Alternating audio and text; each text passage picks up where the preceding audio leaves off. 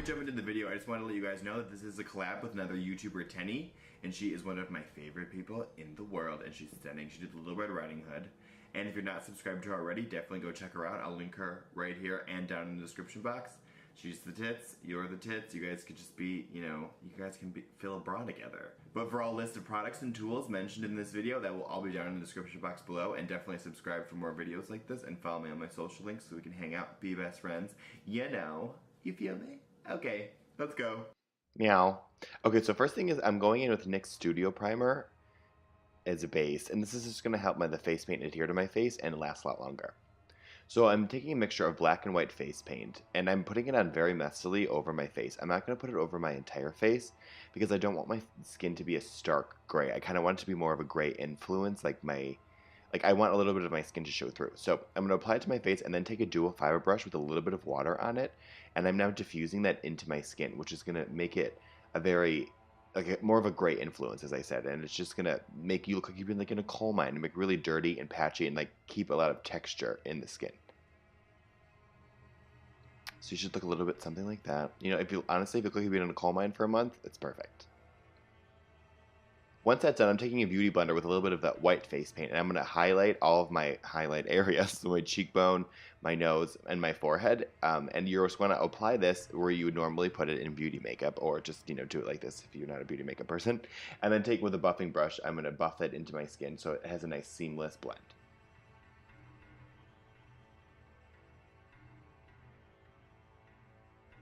Now we're going to move on to the forehead, and I'm going to do it a little bit different than you normally would highlight a forehead. I want to place it in a little bit of a triangle shape. It's going to lift my brows for a more angular and sharper, werewolf forehead to protrude out in those areas. So you want to just do the same thing with the beauty blender. Apply that where you want it, and then buff it out with that same Sigma brush. All my brushes came in a set together, most of them.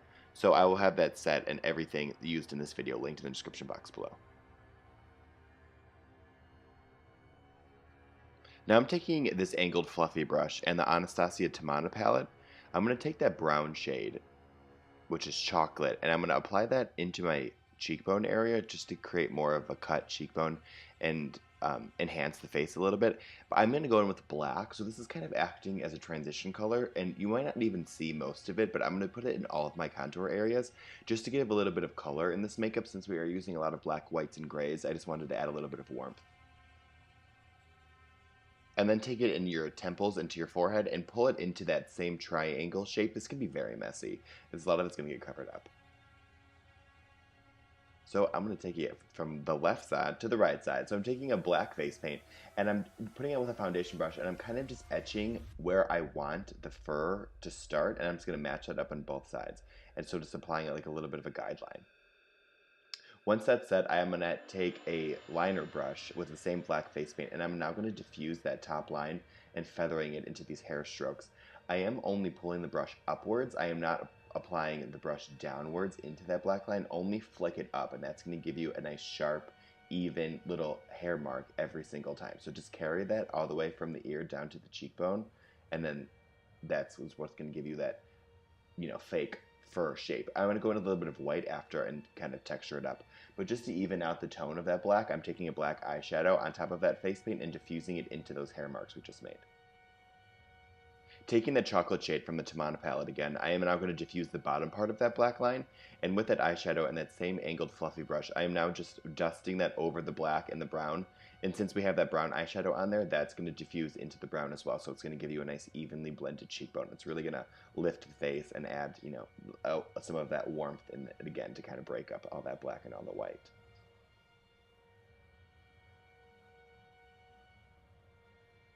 Now I'm taking acrylic body paint by MAC in white, which is very pigmented, and I'm flicking that brush upwards the same way that we did the black. And I'm first going to lay the white down, and then once the product's off the brush, now I'm kind of feathering it into the makeup, so it has more texture and more of a blended feel. And so you're going to want to apply that white everywhere you apply the black, and then you're going to go over it again with black acrylic body paint by MAC also, and cover over a lot of that white, so it's more of like a white influence. You don't want the white sitting right on the surface, if that makes sense. So now I'm going to follow quickly the same techniques on the brow, and I'm just going to feather in with that black face paint and an angled brush from my eyebrow all the way to my temple, and then I'm going to pull it in, stopping right about the inner part of my brow. But you want it to angle, you want the hairs to be the longest at the arch, and then get shorter as the brow goes forward. So kind of mimic a natural brow in a werewolf-inspired way, if that makes sense. So we go in with the black face paint, and then I'm going to go in with a little bit of white, also to kind of texture it all up, just to make it look just like the cheekbone and all that good stuff. So again, just apply that white, and then once the product's off the brush, now you're going to start diffusing it into the skin, if that makes sense. If you leave it on there without doing this, it's so you can see it's like a little too stark and like bubbly. So you want to just feather all of that in to create like a nice wool textured. So now I'm taking this eyeshadow base by Sigma in a skin tone color, and I'm going to applying that all over to my lid. One, because I do have hooded lids, so I do need a primer for the eyeshadows to stick to. But also, I want this look to last all night, especially if you're going out as a costume and it's sweaty and hot and Halloween-y and you're partying your little butt off. You do want the makeup to last as long as possible, so using a base is always great. And I'm taking another skin-toned eyeshadow, this is fresh, and applying that on top.